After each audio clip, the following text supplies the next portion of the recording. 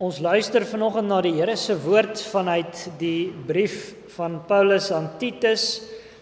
Ons gaan voort met ons reeks prediking vanuit hierdie brief.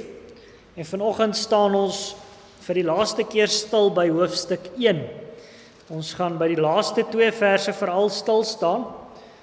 Kom ons lees die hele hoofstuk saam om ons gedagtes ook weer te verfris. Titus 1 van vers 1 af. Paulus, 'n diensknegt van God en 'n apostel van Jesus Christus, volgens die geloof van die uitverkorenes van God en die kennis van die waarheid wat na die godsaligheid is, in die hoop van die ewige lewe wat God, wat nie kan lieg nie, van ewigheid af beloof het, en op die regte tyd sy woord bekend gemaak het, deur die prediking wat aan my toevertrou is, ooreenkomstig die gebod van God, ons verlosser. Aan Titus, my ware kind volgens die gemeenskaplike geloof, genade, barmhartigheid, vrede van God die Vader en die Here Jesus Christus, ons verlosser. Om hierdie rede het ek jou in Kreta agtergelaat, dat jy nog verder sou regmaak wat oorgebly het en van stad tot stad ouderlinge sou aanstel soos ek jou beveel het. As iemand onberispelik is, die man van een vrou gelowige kinders het, wat nie beskuldig word van losbandigheid of tugteloos is nie. Want 'n opsiener moet as 'n rentmeester van God onberispelik wees, nie eiesinnig, nie oplopend, geen drinker, geen vegter, geen vuilgewinsoeker nie, maar gasvry, een wat die goeie liefhet, ingetoe, regverdig, heilig, een wat homself beheers, een wat vashou aan die betroubare woord wat volgens die leer is, sodat hy in staat kan wees om met die gesonde leer te vermaan, sowel as om die teesprekers te weerlê. Want daar is baie wat tugteloos is, wat onsin praat en verleiers is, veral die wat uit die besnydenis is. Hulle mond moet gestop word. Hulle keer die hele huise onderstebo deur te leer wat nie betaam nie, terwille van vuil wins. Een uit hulle, hul eie profeet, het gesê, die Kretense is altyd leenaars, ongediertes, luibuike. Hierdie getuienis is waar. Daarom moet jy hulle skerp bestraf, sodat hulle gesond in die geloof kan wees. En hulle nie besig hou met Joodse fabels en gebooie van mense wat van die waarheid afwyk nie. Alle dinge is rein vir die reines, vir die besoedeldes en ongelowiges egter is niks rein nie. Maar hulle verstand sowel as hulle gewete is besoedel. Hulle bely dat hulle God ken, maar hulle verloon hom deur die werke, omdat hulle gruwelik en ongehoorsaam is en ongeskik vir elke goeie werk. Ons gaan op vers 15 en 16 fokus, maar in die besonder die klem laat val op vers 15. Daar hoor ons, alle dinge is rein vir die reines, vir die besoedeldes en ongelowiges egter is niks rein nie, maar hulle verstand sowel as hulle gewete is besoedel.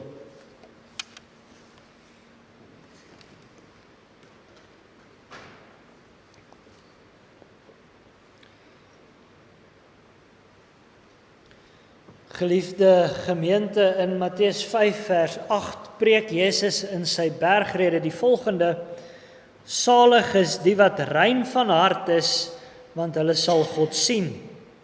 Die Here se ware kinders is rein van hart. Hulle is innerlik skoon, gereinig van alle vuilheid. Christus noem hulle salig, want hulle het die belofte dat hulle vir God sal sien. Hulle wat rein van hart is, sal vir ewig vir God aanskou en met sy beeld versadig wees. So hoor ons in Psalm 17. Hy sal homself van ons onthul, sodat ons hom sal sien soos hy is. Dis ons heerlike verwagting, dat ons gemeenskap met hom volkome sal wees. Dat ons in sy heilige teenwoordigheid mag leef tot in alle ewigheid. Maar is baie opvallend en baie spesifiek, dat dit vir die Here juis gaan om die reinheid van die hart. Dit is deurslaggewend.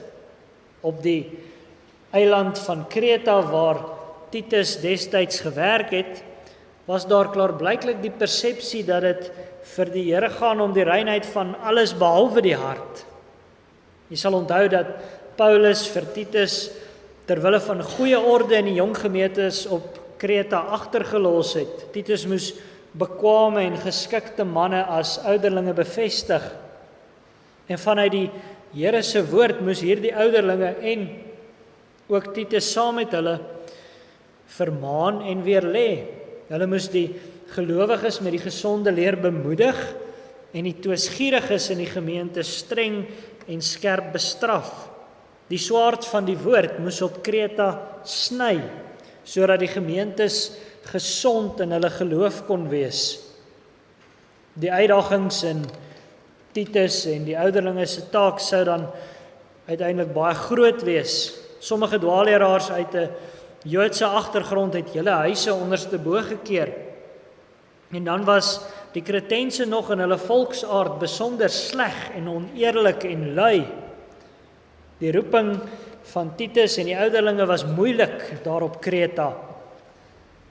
Hulle sou veral moes veg teen Joodse drukgroepe wat probeer om menslike gebooie op die gelowiges te lê.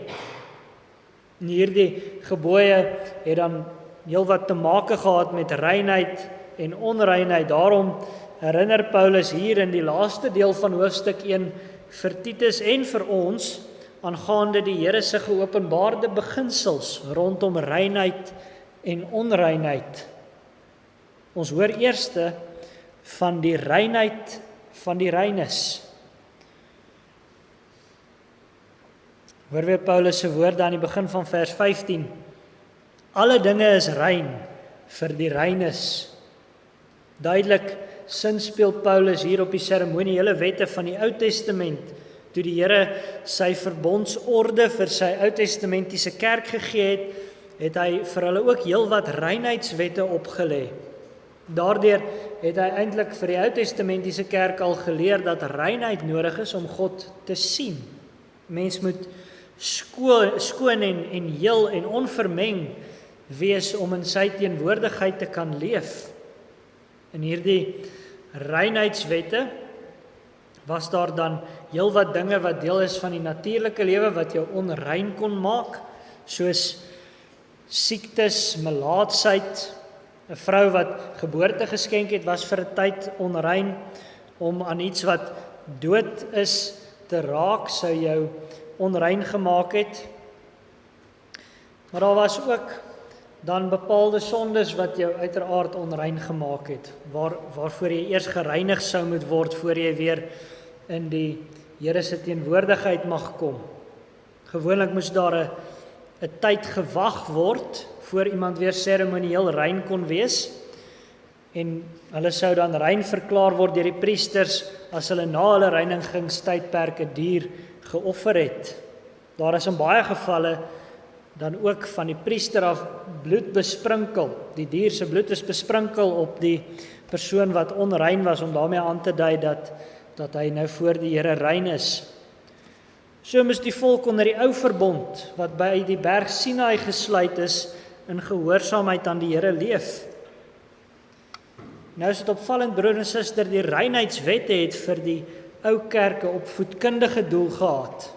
Die ou kerk moes uit hierdie wette iets van die Here leer. Hulle moes ook iets van hulle self en iets van die gebroke werklikheid waarin ons leef leer. Wanneer die Here vir hulle die reinheidswette gee, dan beveel hy hulle, heilig moet julle wees, want ek, die Here God, die Here julle God, is heilig.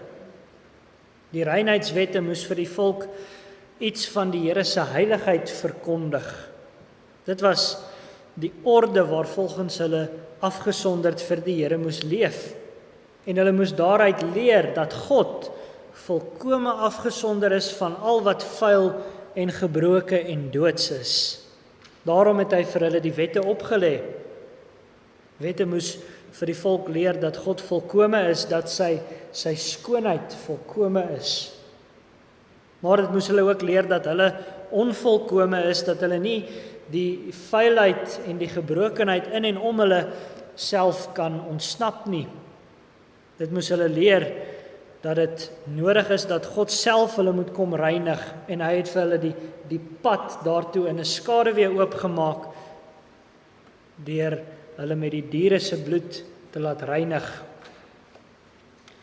Maar broer en suster, teen die tyd wat Jesus sy aardse bediening kom doen het die fariseërs die beoefening van die reinheidswette heeltemal skeef getrek. Die wette het vir hulle meer geword as onderrig. Hulle het in hierdie wette self die verlossing gesoek en Jesus het hulle daaroor skerp vermaan. Ons hoor byvoorbeeld in Markus 7 vers 18 tot 23 dat Jesus vir die fariseërs sê: "Is julle ook so sonder verstand? Begryp julle nie dat alles wat van buite af in die mens ingaan, hom nie onrein kan maak nie, omdat dit nie ingaan in sy hart nie, maar in die maag, en dit gaan in die heimlikheid uit en maak al die voedsel rein? En hy sê, wat uit die mens uitgaan, dit maak die mens onrein. Want van binne, uit die hart van die mense kom die slegte gedagtes, egbreek, hoerery, moord, diewery, hebsug, boosheid, bedrog, losbandigheid, afguns, lastering, hoogmoed, dwaasheid. Al hierdie booshede kom van binne uit en maak die mens onrein." Die fariseërs het so in hulle wette vasgekyk dat hulle vergeet het wat die wette hulle eintlik moes leer. Die groot probleem vir die mens is die onreinheid van sy hart. Dit gaan nie oor wat in die mens ingaan nie, maar oor die boosheid wat uit die mens uitkom.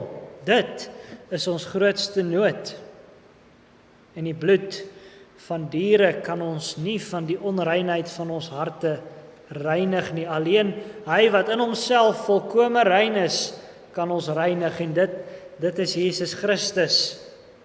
Hy het homself as volkome rein offer aan die Vader aangebied in ons plek. So hoor ons immers in Efesiërs 5 vers 25 tot 26. Manne, julle moet julle eie vroue lief hê, soos Christus ook die gemeente lief gehad en homself daarvoor oorgegee het om dit te heilig, nadat hy dit gereinig het met die waterbad deur die woord. Christus het ons so lief gehad dat hy homself oorgegee het om ons te reinig, sodat ons voor die Vader skoon mag wees. Die onreinheid van ons harte, die vuil gedagtes en begeertes is voor die Vader bedek in die offerbloed van Christus. Ons is dus in sy volkome reinheid verteenwoordig. In Hebreërs 9 vers 13 tot 14 hoor ons: want as die bloed van stiere en bokke en die as van 'n vers wat die verontreinigdes besprinkel heilig maak tot reiniging van die vlees, hoeveel te meer sal die bloed van Christus, wat homself deur die ewige Gees aan God sonder smet geoffer het, julle gewete reinig van dooie werke om die lewende God te dien. As Christus ons reinig, dan strek ons reiniging verder as net die liggaam. Ons kry deur die werking van die Heilige Gees aan sy reinheid deel.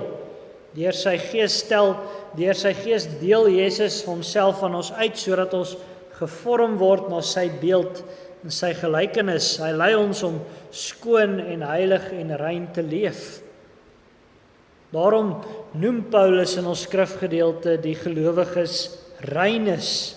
As jy in Christus glo en daardeur aan hom deel het, dan is jy rein. Jy ken die Here se openbaring in Christus, jy het deel aan hom, daarom is die reinheidswette in Christus vir jou vervul. Daardie wette wat vir die Ou Testamentiese kerk 'n tugmeester na Christus toe was, moenie daarom meer deur ons onderhou word nie.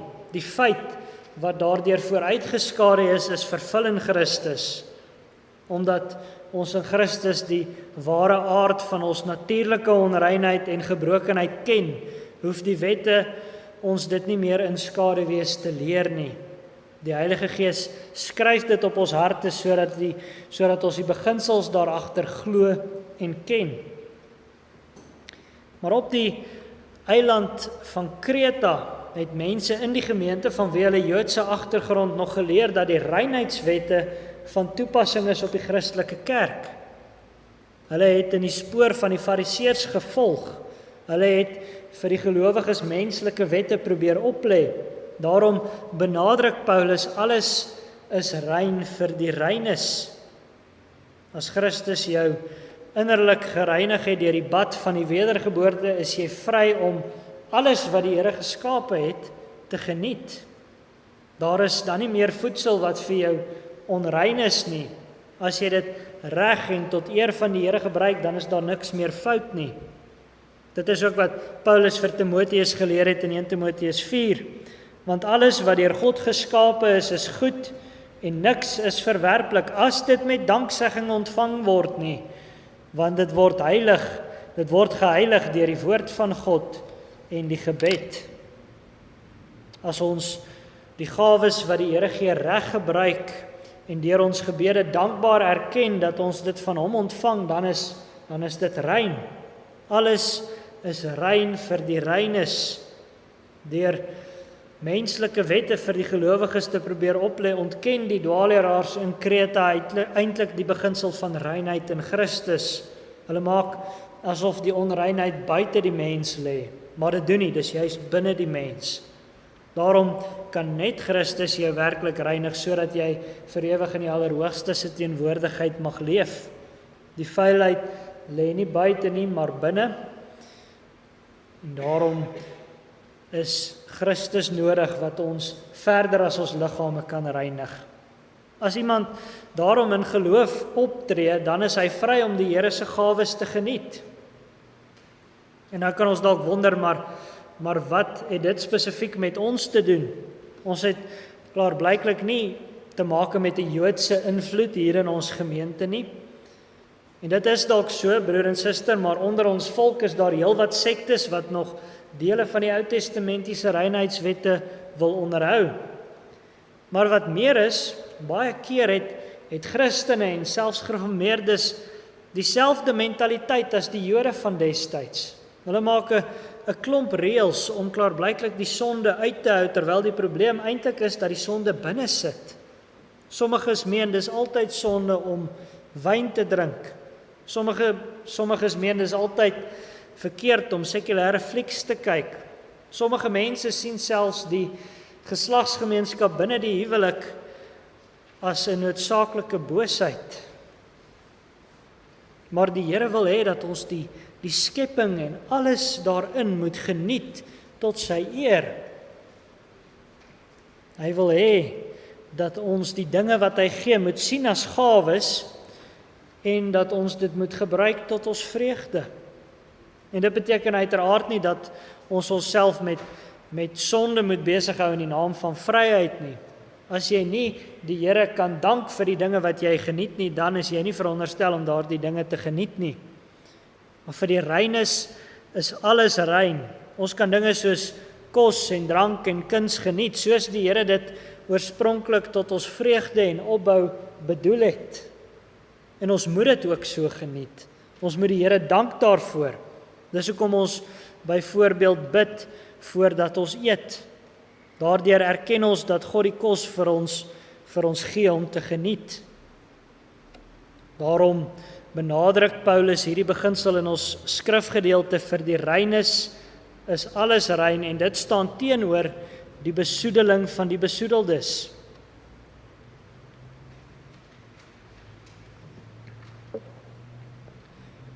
Hoor die kontras in vers 15. Vir die besoedeldes en ongelowiges egter is niks rein nie, maar hulle verstand sowel as hulle gewete is besoedel. Dat die skepingsgawes van die Here reg geniet kan word, is net waar vir hulle wat glo, vir hulle wat hom ken. Sonder geloof kan dit nie gebeur nie. Paulus kontrasteer die reines met besoedeldes en ongelowiges, vir mense wat innerlik besoedel is, wat met ander woorde nie in noue kontak met Jesus leef nie, is niks rein nie. Omdat hulle ongelowiges is en nie in Jesus ingelyf is nie, kan hulle nie die skepingsgawes van God reg gebruik nie. As die hart onrein is, dan die hand en mond ook. Dis die beginsel. Dit is eintlik iets geweldigs om te oordink, broer en suster. Niemand kan voedsel en drank geniet soos die gelowiges nie. Niemand kan goeie wyn geniet soos die gelowiges nie. Niemand kan seksuele gemeenskap reg geniet binne die huweliksband soos die gelowiges nie. Gelowiges gebruik en aanvaar dit immers as gawes van ons liefdevolle Vader in die hemel. Ongelowiges sien dit dalk as toevallighede of as die resultaat van hulle eie harde werk. Niks kan rein gebruik word as dit nie uit 'n ware geloof gedoen word nie. Maar met die oog op die dwaalleraars in Kreta voeg Paulus by dat hulle verstand en gewete besoedel is. Dit is die toestand van die natuurlike mens, maar veral van die dwaalleraars waarmee Titus te make gehad het. Hulle verstand is besoedel. Die woordjie verstand verwys in hierdie verband na kennis, maar spesifiek na kennis wat aangewend word om God reg te ken, soos hy hom geopenbaar het. As mens nie die Here reg ken nie, dan is jou verstand, jou kennis besoedel. Dit is toe onder die drek en die opdrifsels van die sonde. Jy kan nie vir God reg ken soos hy hom in Jesus openbaar nie. Ons kan eintlik sê, jy kan hom nie reg sien soos hy hom in Jesus vir ons wys nie. Paulus sê dus dat hierdie teesprekers op Kreta so besoedel is in hulle verstand. Hulle wil vir die gelowiges leer hoe om aan die Here gehoorsaam te wees, maar hulle self ken nie die Here reg nie. Paulus noem dan dat hulle selfs besoedel is in hulle gewete. Nou die woord gewete beteken letterlik in die Grieks saam weet. Elke mens het 'n gewete, elke mens weet saam. Ons kan eintlik sê elke mens weet dat God saam weet. Gewete sê ek weet dat God weet. Die gewete is daardie ledemaat in jou innerlike mens wat bewus is dat God weet wat jy doen. En alle mense, selfs ongelowiges, het daardie bewustheid. Dit is jou gewete. En laat ons dit net duidelik verstaan, broer en suster, jou gewete is nie die Heilige Gees nie. Die Heilige Gees werk deur ons gewetens ook, maar is nie ons gewetens nie. Die gewete is daardie bewustheid dat jou dade aan 'n hoër oordeel as jou eie onderhewig is.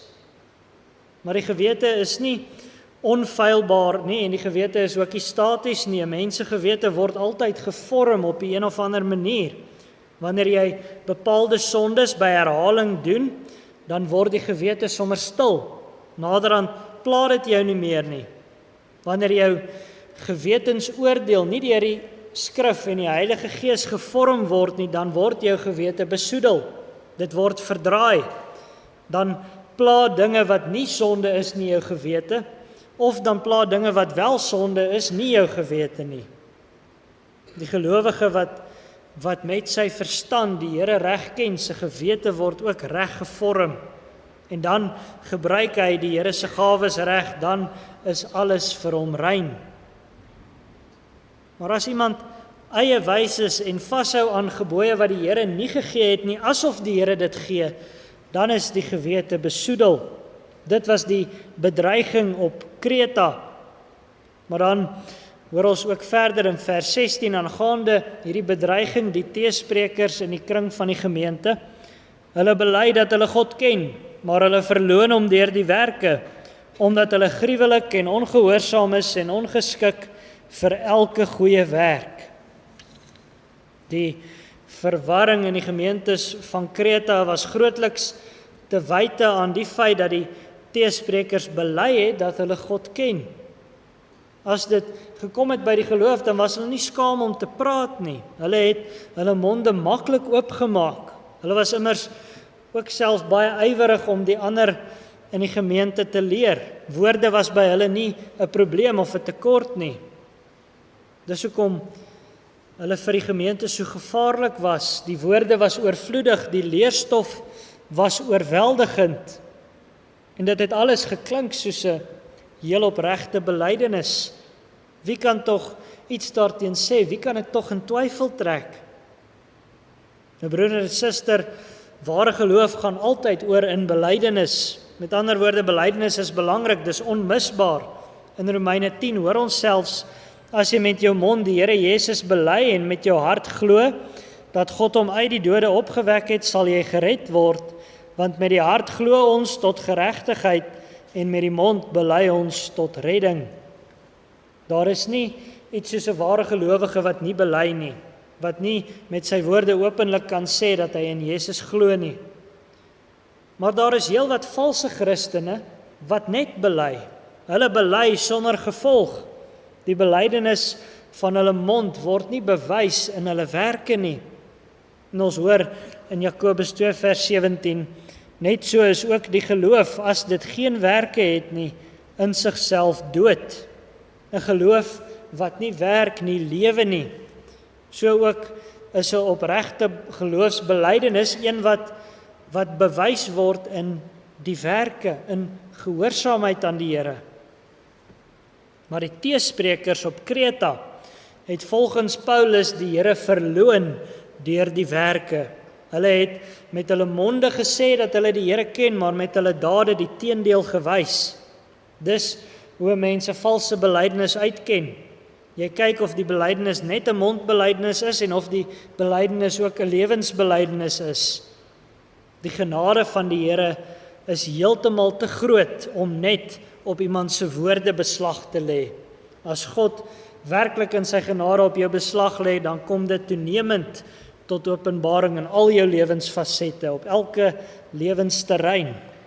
Maar dit was met die teesprekers nie die geval nie. Omdat hulle in werklikheid nog in hulle sondes was hulle optrede ongehoorsaam en gruwelik.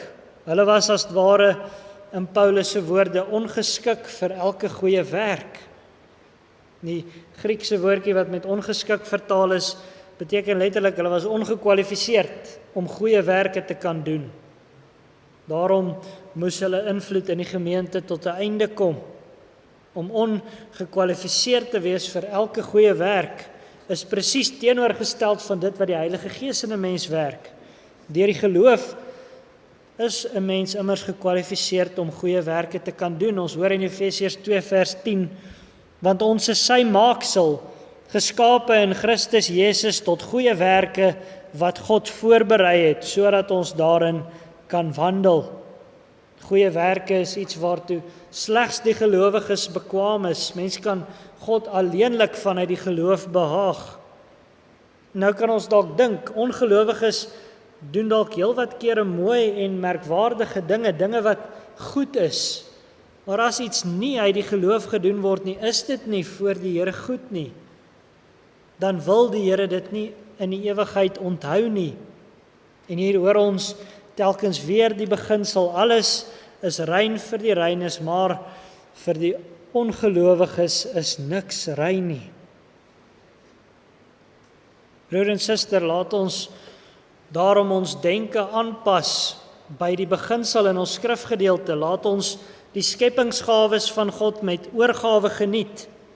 Laat ons daarvan bewaar om reiniging in mensgemaakte reëls te soek. En laat ons versigtig wees vir wie ons navolg en na wie ons opkyk. Ware geloof gaan oor meer as net 'n mondbelydenis. En laat ons die Here dank dat hy ons geskik maak vir die goeie werke wat hy vir ons voorberei het om in te wandel. Laat ons die woorde van Psalm 24 vers 3 tot 5 onthou. Wie mag klim op die berg van die Here en wie mag staan in sy heilige plek? Hy wat rein van hande en suiwer van hart is, wat sy siel nie ophef tot nietigheid en nie vals sweer nie. Hy sal seën wegdra van die Here en geregtigheid van die God van sy heil. Amen.